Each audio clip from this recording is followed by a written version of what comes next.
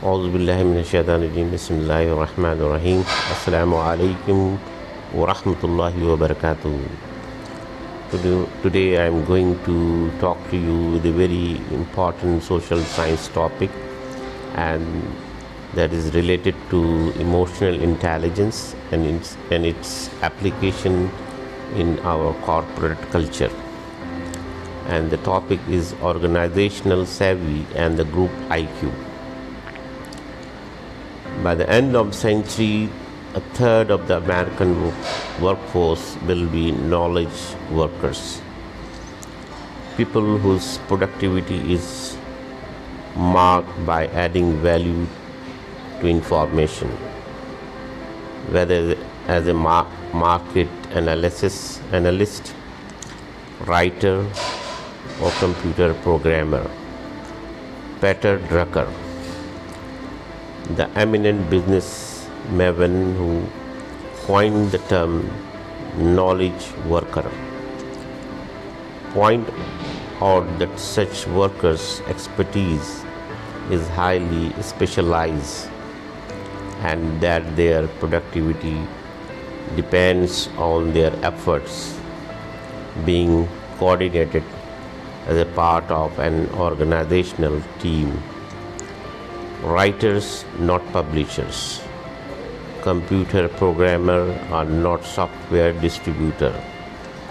While people have always worked in tandem, notes Drucker, the knowledge work team becomes the work unit rather than individual himself, and that suggests why emotional intelligence, the skills that help people harmonize, should become increasingly valued as a workplace asset in the years to come.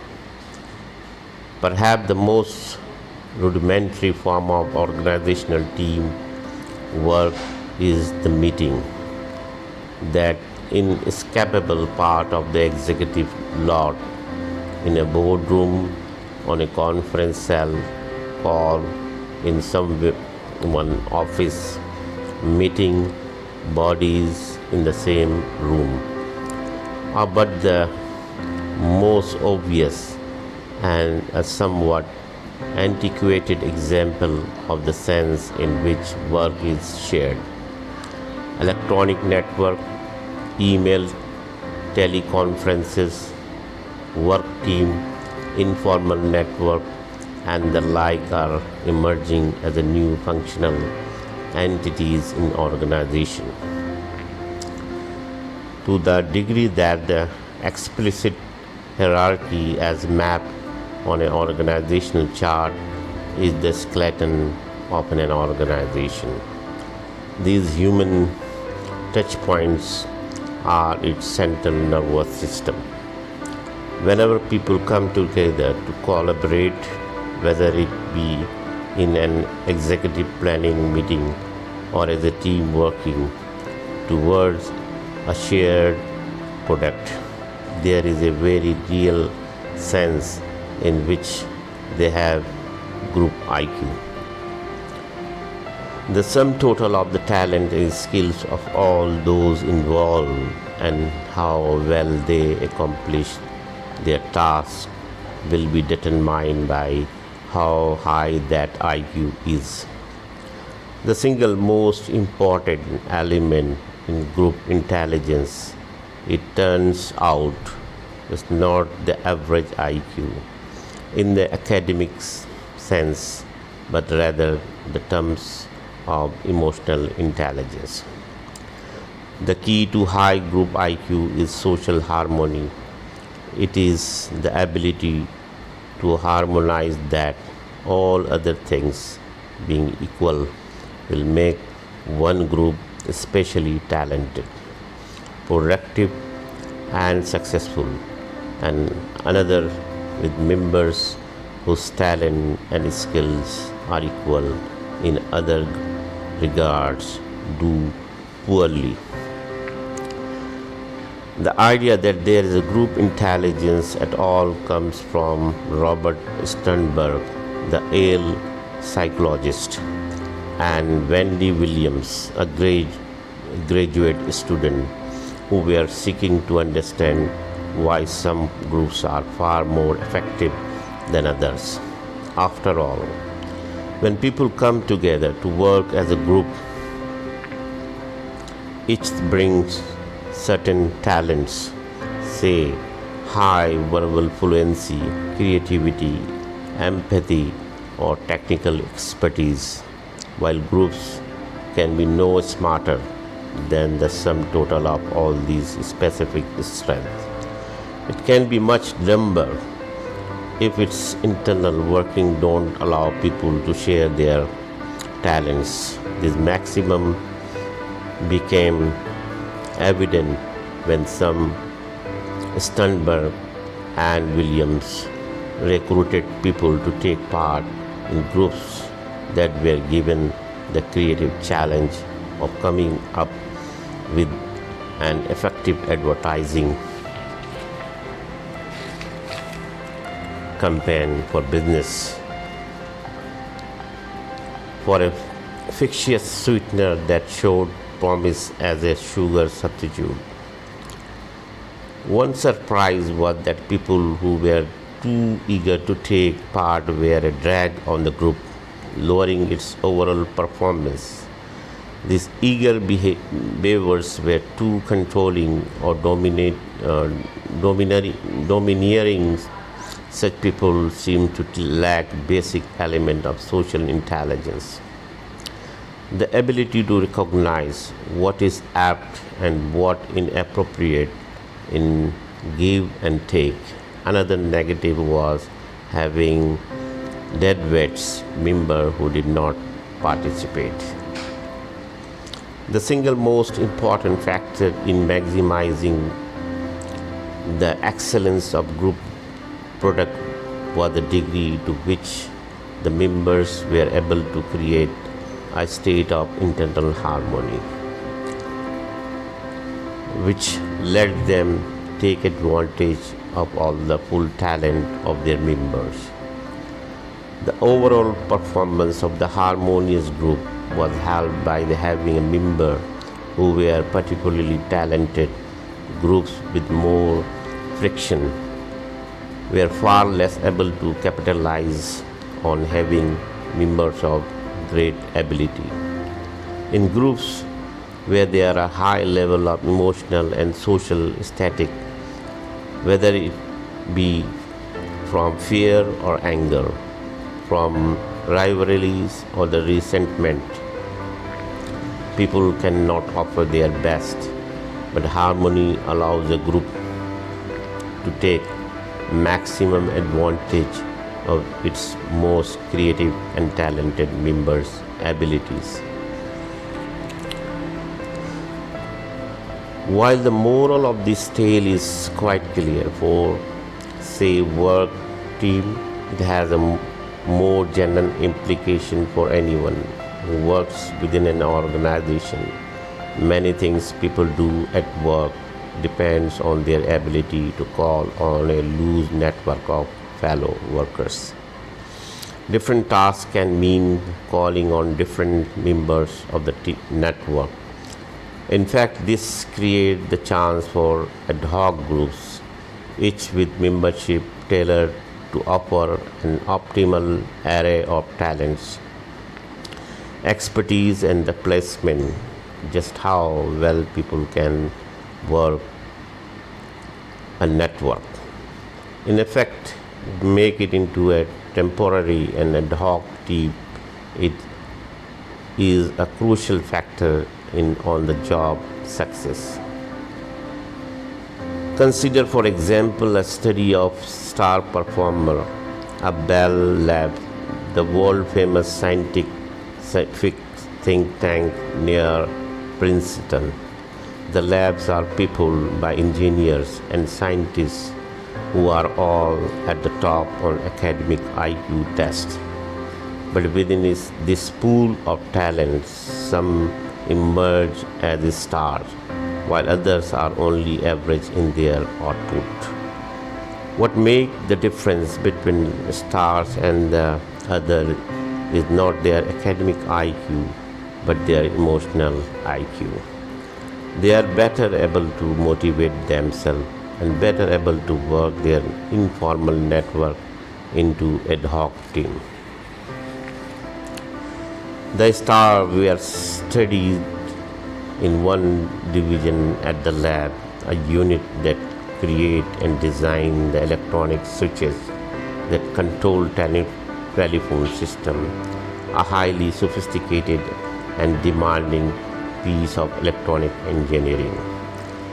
Because the work is beyond the capacity of any one person to tackle. It is done in team that can range from just 5 to so engineer to 150.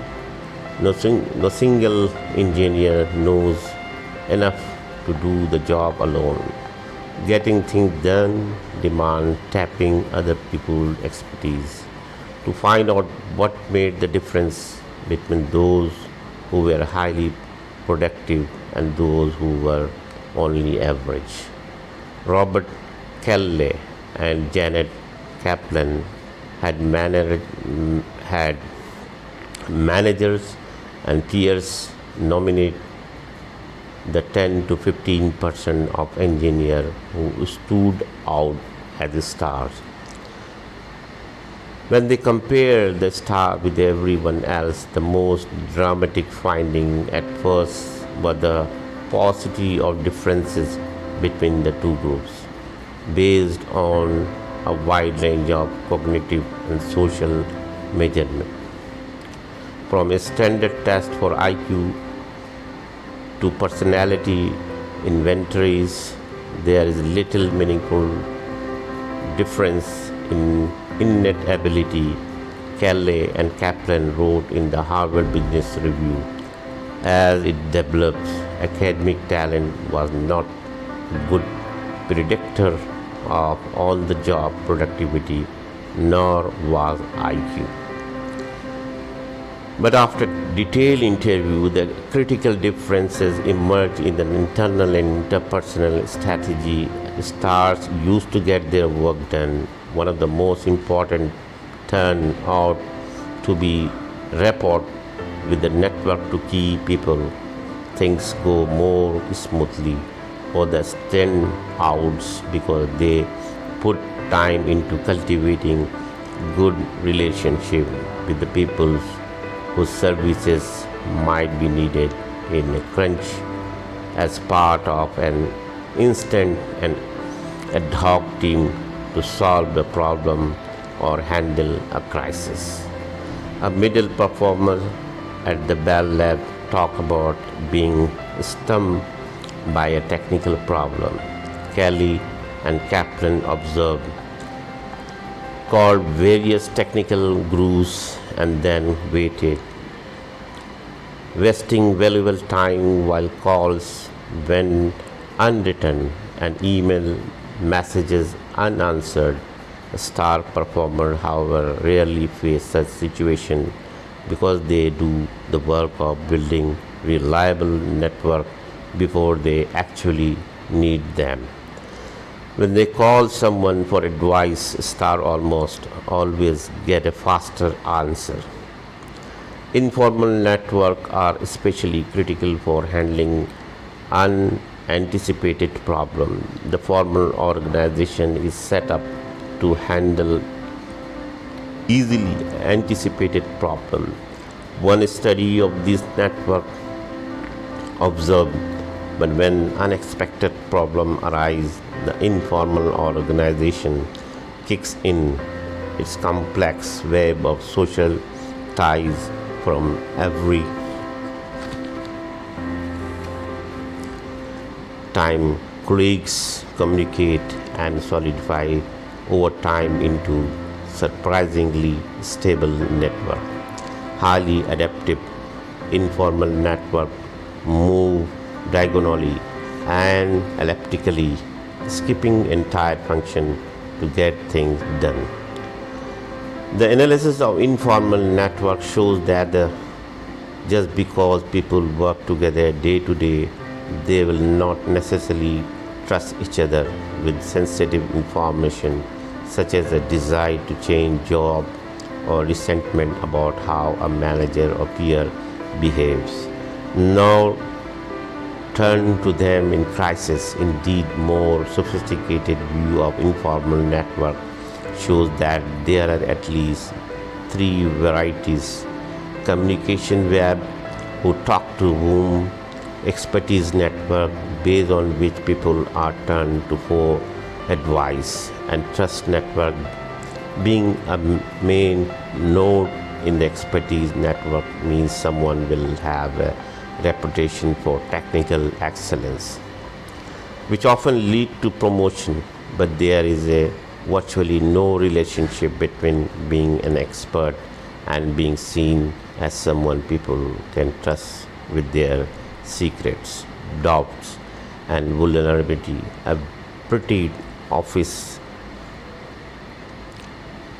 tyrant or micromanager may be high on expertise but will be so low on trust that it will undermine their ability to manage and effectively exclude them from informal network. The staff of an organizations are often those who have thick connection on all network, whether communications, expertise, or trust. Beyond the mastery of this essential network, other form of organization savvy the Bell Labs star had mastered included effectively coordinating their efforts in teamwork, being leader in building consensus, being able to see things from the perspective of others, such as customer or other on a work team. Persuasiveness and promoting cooperation while avoiding conflict, while all of these rely on social skills.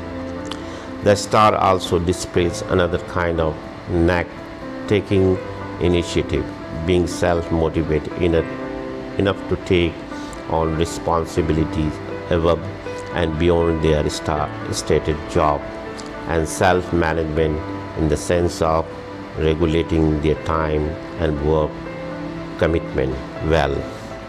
All such skills, of course, are aspects of emotional intelligence.